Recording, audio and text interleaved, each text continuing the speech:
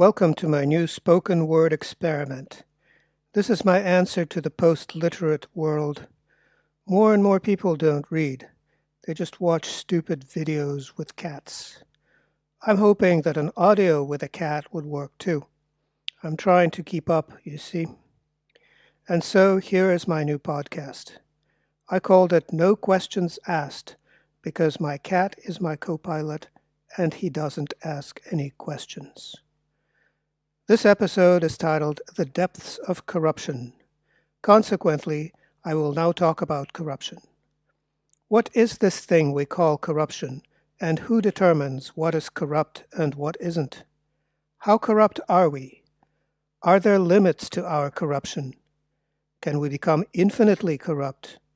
On the other hand, is there anyone in the world who isn't the least bit corrupt? Is corruption a cardinal sin? Or a misdemeanor? Or is this all strictly a matter of opinion? You be the judge. Part 1. Meet Naboo. Right now, mass media is saturated with news of Naboo. Naboo is not a marine mammal frolicking in the pool at SeaWorld, balancing a ball on its nose, doing tail stands, gobbling up fish, splashing crowds of screaming children. Well, Naboo is not any of that. Naboo is the National Anti-Corruption Bureau of the Ukraine. It is just one of 4 such organizations. The others come up less often. All of them are externally managed. They're controlled by the FBI or the CIA or some other part of the U.S. intelligence community alphabet soup.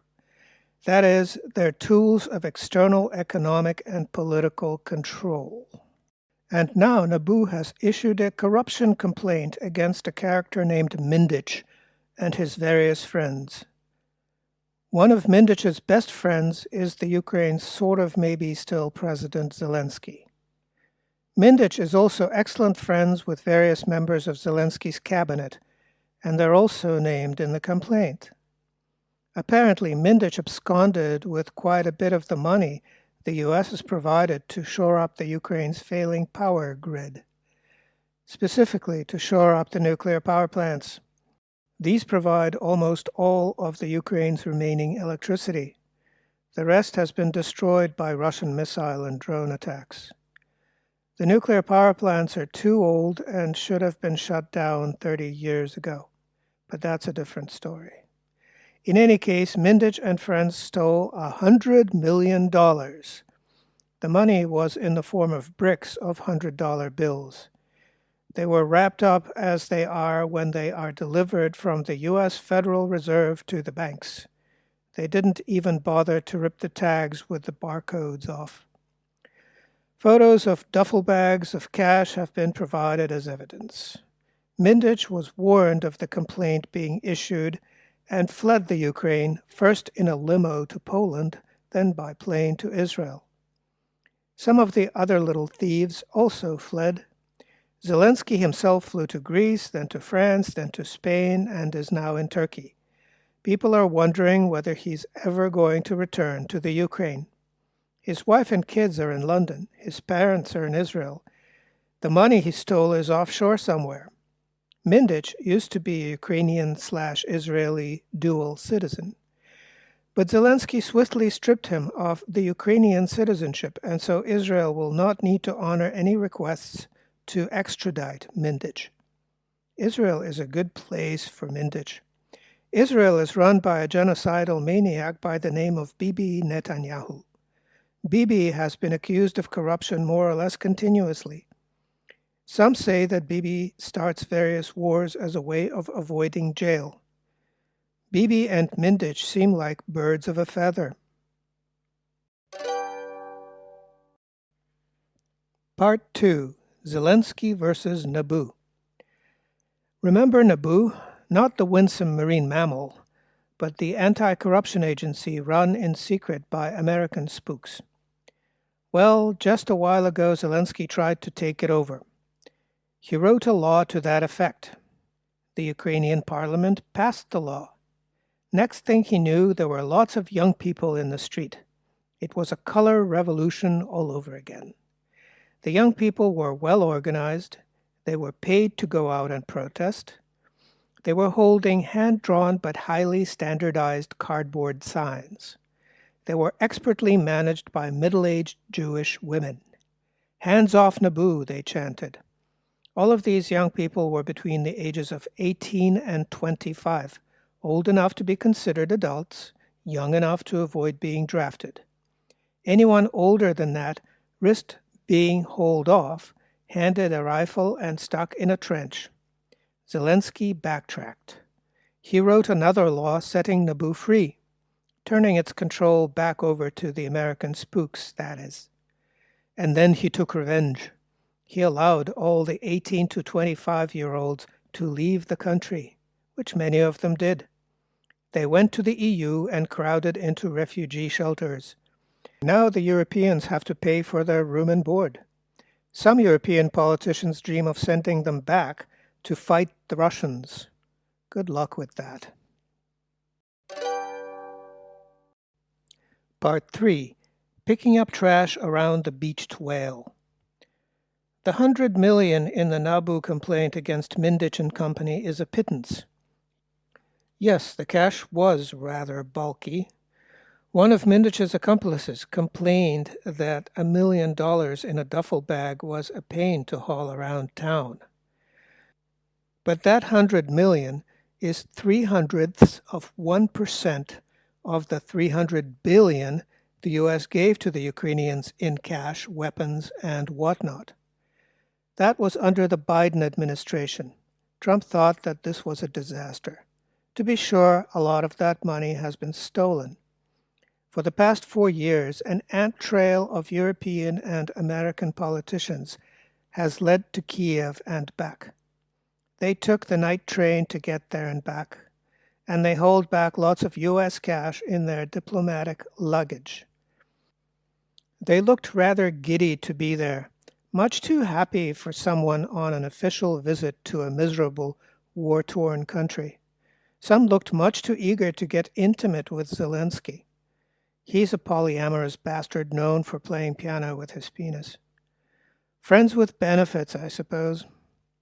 I'm sure that Naboo has in its archives full information on those who got friendly with Zelensky and loaded up on Ukrainian loot. But it's a slippery slope, I suppose. Once you start investigating EU leaders, where do you stop? How about all those U.S. senators and congressmen who have made the pilgrimage to Kiev to see the wizard? And how about certain members of the Trump administration who have been there too? The first rule of investigation is don't end up investigating yourself. Maybe that's why Mindich was chosen as the investigation of choice. Big enough to shake up Kiev, not big enough to blow up the entire Western power structure. The problem is, how do they stop? Once you divulge some of the corruption, it becomes hard to hide the rest. Part 4. The most corrupt country in the world. The Ukraine is probably the most corrupt country in the world. It was the wealthiest Soviet republic in the USSR at the time of its collapse. It was home to a third of Soviet industry. Over 100 aerospace companies, research institutes, production associations, testing centers. Ukraine alone produced rotary excavators and corn and beet harvesters that were renowned throughout the USSR and beyond. It also produced over 40% of the country's electric power transformers and equipment for metallurgical production, blast furnaces, steelmaking equipment, and much else. In 1989, the Ukrainian Soviet Socialist Republic supplied the USSR with more than half of its sugar, a third of its vegetable oil, and a quarter of its lard and butter. One of the Ukraine's prized assets was the Antonov Design Bureau, which produced unique aircraft. Numerous Antonov aircraft remain in use, including the AN-124, which is currently the world's largest operational cargo aircraft. Various other Antonov models like the AN-32 and the AN-24 are still being flown by military and civilian users throughout the world. The Ukraine was also home to Nikolaev shipyards, founded during the reign of the Russian Emperor Paul I in the 18th century. In the 1960s, the plant began producing gas turbine engines and later built ocean-going refrigerated vessels. Starting in 1975, the plant was home to a design institute for military ships. Since the Ukraine's independence, instead of cruisers and frigates, the Nikolaev shipyard has produced some pot-belly stoves. Here are some other large Ukrainian companies that were once gems in the crown of Soviet industry. Yuzhmash in Dnipropetrovsk, aka the Southern Machine Building Plant. It produced ICBMs for the Soviet nuclear deterrent. It also manufactured the most widely used Soviet tractor. Under Ukrainian management, Yuzhmash went deeply in debt. In 2021, workers there stopped receiving their already meager wages. Most recently, Yuzhmash made the news when Russia used it for target practice. Russia hit Yuzhmash with its new hypersonic Oreshnik missiles. The missiles pulverized some part of the plant, breaking through several layers of reinforced concrete designed to withstand a nuclear blast. The Oreshnik missiles weren't even armed. Here are some other industrial gems. The Odessa port plant was built in the mid-1970s with the help of the famous American capitalist Armand Hammer. Now the plant is bankrupt and looted. The Kakhovka hydroelectric power station was one of the great construction projects of the Soviet era. It supplied water and electricity to 4 regions of the former Ukraine. On June 6, 2023, Ukrainian Nazis blew up the hydroelectric dam, causing a flood and huge environmental disaster. And then there was all the military hardware. After the collapse of the USSR in 1991, the Ukraine inherited a large piece of the Soviet army. The armaments included 6,500 tanks, 7,000 armored vehicles, 1,500 aircraft, and 350 ships. Most of this military hardware was sold off over 30 years. The rest was destroyed on the battlefield over the past 3 years. During the post-Soviet period, the Ukraine became one of the world's leading arms exporters. The potential was based much more on the sale of used weapons than the manufacture of new ones. In some years, the share of exports of defense products reached 95%. The Ukraine squandered yet another Soviet legacy, more than 22,000 kilometers of railways. The railway infrastructure inherited from the Soviet Union has been almost completely destroyed in previous years. The Ukraine inherited from the Soviet Union a centralized electric power system consisting of nuclear, coal-fired, and hydroelectric power plants. Most coal-fired thermal power plant units have long exceeded their design lifespans. They have some of the lowest environmental performance indicators in the world. The nuclear power plants have also exceeded their original 30-year design lifespans, but are still in use. In 1991, the Ukraine's shipbuilding, aircraft manufacturing, steel, coal, agriculture, science, automobile production was on par or exceeded those of Germany. After 25 years of independence, its GDP was less than 40% of the GDP of the Ukrainian Soviet Socialist Republic. Much of this sell-off went under the name of de-Sovietization. You see, the Ukrainians were getting rid of the nasty Soviet legacy. All of these nasty Soviet relics had to be gotten rid of. To this end, they were first privatized, sold for small change to politically connected oligarchs. The idea was to make the Ukraine into a Western colony, but the amount of loot was so huge and the oligarchs became very rich. Then the oligarchs used their wealth to gain political power. They became a force to be reckoned with. The Ukraine became hard for the West to control.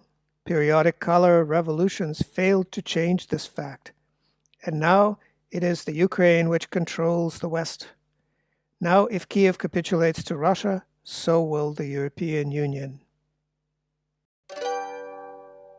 Part 5. What is this corruption thing anyway? Let us talk about corruption. Is it a scourge of less developed, corrupt countries? Aren't the magic elves of the West and the shining city on the hill assumed corruption-free? The truth is, corruption is everywhere. In China, corrupt businessmen and politicians get shot. Their families have to pay for the bullets, by the way. China has a truly horrible history of political corruption that it remembers all too well. Russia has a moratorium on executions, and so in Russia, corrupt businessmen and politicians go to jail for a long time. But some of them are allowed to go and fight in the former Ukraine as a reward for good behavior. In America, corruption has been legalized and is called lobbying. Lobbyists are so called because before corruption was legalized, these people weren't allowed past the lobbies of public buildings. Now they write legislation which is passed into law unread by people's elected representatives. Politicians are rewarded by generous kickbacks. Generals who support wasteful defense projects become lobbyists for the defense companies upon retirement. But that's not corruption, that's the American way of life. Things aren't much better in Europe. Did Ursula go to jail for wasting billions of euros on unused coronavirus vaccines? And what about Jens Spahn, a prominent CDU politician and Germany's health minister? During the COVID-19 panic, his husband, Daniel Funke, spent lots of public funds on a face mask procurement deal that wasn't exactly proper. None of these people go to jail. Corruption seems to be perfectly legal in Europe as well. If corruption is a tool of business in the US and perfectly respectable in Europe, then what is it? Well, let me tell you what corruption really is. Corruption is a tool of post-colonial governance. It is a method for exercising external control. Who are the ultimate arbiters of what is a corrupt practice? What is a practice that follows the rules of the oft-mentioned rules-based international order? By the way, what is this rules-based international order? What are its rules? Can someone please email me a PDF of the list of these rules? I've been trying to Google it for years, to no avail. Perhaps it's like the Fight Club. The first rule of the rules-based international order is that we don't talk about its rules. These rules are unknown and unknowable. How do you know if you broke one of them? Well, the US and the EU might impose sanctions on you, as they did with Russia. Or they might bomb you, as they did with Serbia, Syria, and Libya. But if it's not too serious, they will accuse you of corruption. Where do these rules come from? Certain people must have the ability to invent these rules. But who are they? The unknown fathers, the Masons, the reptiloids? There's no public procedure of proposal, deliberation, approval, publication, etc. Secret private rules cannot possibly be fair. What are they? Let me propose a definition. These rules are part of a system of neo-colonial administration. What does this have to do with colonialism, you might ask? European empires are long dead. And what is this neo-colonialism thing? Well, let's talk about that for a bit. Part 6. Colonialism. Let's back up in history, back to the time when Columbus thought that he discovered America for the Spanish crown. Before that time, Western Europe was the backward, unfashionable corner of Eurasia. In the east, cities such as Constantinople, Baghdad, Bukhara, Tashkent prospered as centers of culture and knowledge. Novgorod in Russia had public education and near universal literacy, when in Western Europe only a few of the monks could read and write. India and China were the richest and most advanced countries in the world. But by pillaging the Americas and the East, The Europeans were able to spend more money on weapons than anyone else. Most of these innovations came from China. Ocean-going sailing ships came to Europe from China via the Arab world. Gunpowder came from China. Paper came from China. Movable type came from China. Mathematics, geometry, algebra all came from the Arab world. All of these were put to good use in building colonial empires. The Europeans were rarely the first and hardly ever the best, but they were always the most violent and the most unprincipled. Huge fortunes were amassed through slavery and drug dealing. Take away colonial plunder, slavery, drugs, and war profits, and what's left? Western Europe once again becomes a backward, unfashionable, run-down corner of Eurasia. All good things come to an end eventually, and so colonialism ran out of steam by the start of World War I. And then after World War II, the USSR went on a tear, supporting national liberation movements throughout the world. Colonialism seemed to be doomed. Much of what was then the Third World was developing along socialist lines. But then the USSR exhausted itself building schools, hospitals, factories, dams, and power plants all over the Third World. They were doing it in the name of internationalism and worker solidarity. Idealism and messianic zeal are parts of Russia's national character across the centuries. As an aside, such national traits don't seem to be subject to change. Americans are always fixated on money and sharp dealing. The French always babble self-importantly, then surrender to the Germans. I could go on and on. Anyway, how big a deal was that Soviet support for decolonization? I tried Grok AI, even though it often lies about Russia. And Grok said, approximately 20-25% of global installed power generation capacity in the late 1980s, early 1990s relied on Soviet-designed or Soviet-built equipment prior to the USSR's collapse in 1991. But I think that Grok is lying again. I think that it was fully a third and perhaps more. Now let's compare the numbers. USSR had 5.5% of the global population. The Third World had 75% of the global population. And the USSR alone was setting it up for sovereignty and independence. The USSR was pulling 15 times its fair share. But then most of the heavy lifting was done just by Russia, the Ukraine, and Belarus, the most heavily industrialized parts of the USSR. These had only half the population of the USSR. Most of the rest of the USSR was on the receiving end as well. And so the Russians as a whole, or Eastern Slavs if you like it, were pulling 30 times their fair share. This couldn't have lasted. The USSR simply wore itself out.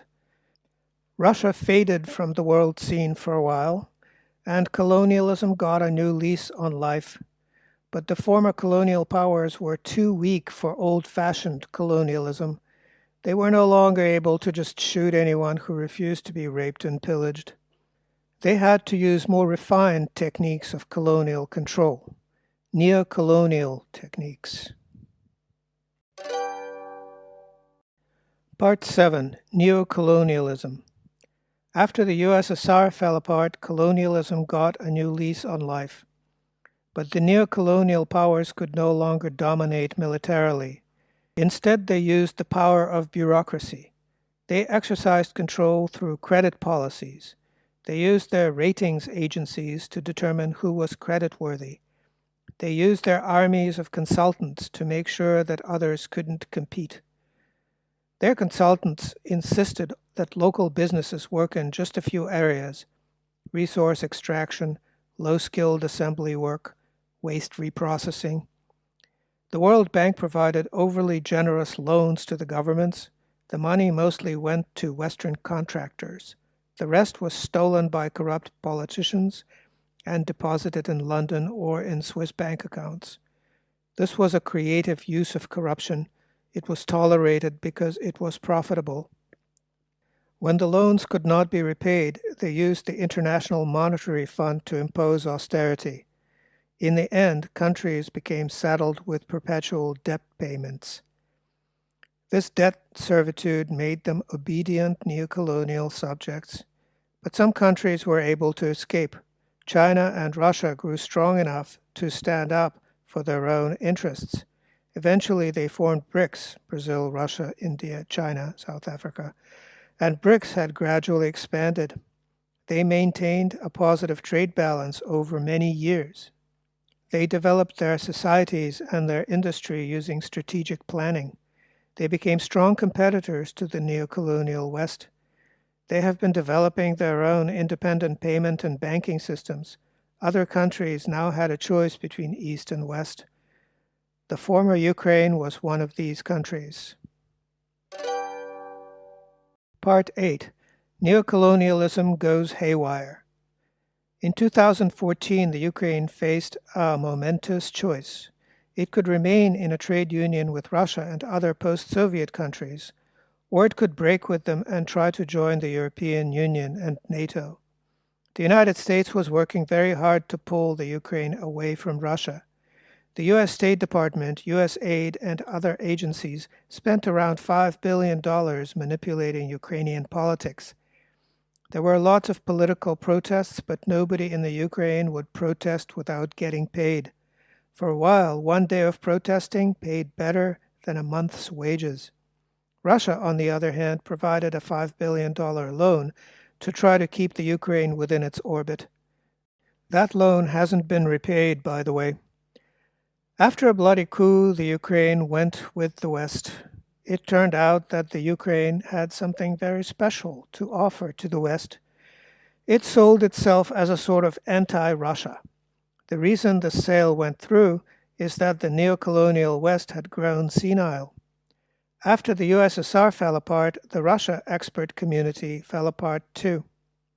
As a result, officials in the West thought that Russia was weak, that Putin could be overthrown, and then Russia would open up its oil and gas fields to Western companies and provide free natural resources and cheap labor, and later on Russia could be made to attack China. Was that dumb or what? They had no idea that Russia could methodically destroy the Ukrainian army using barely a third of its own army, all while growing the Russian economy and keeping its people happier than ever. After almost 4 years of war, Putin's popularity is still hovering around 80%.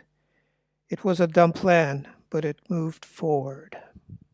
To prove itself, the Kiev regime started attacking the Russian population in what was at that time eastern Ukraine. And then it waited for Russia to come and rescue their own people.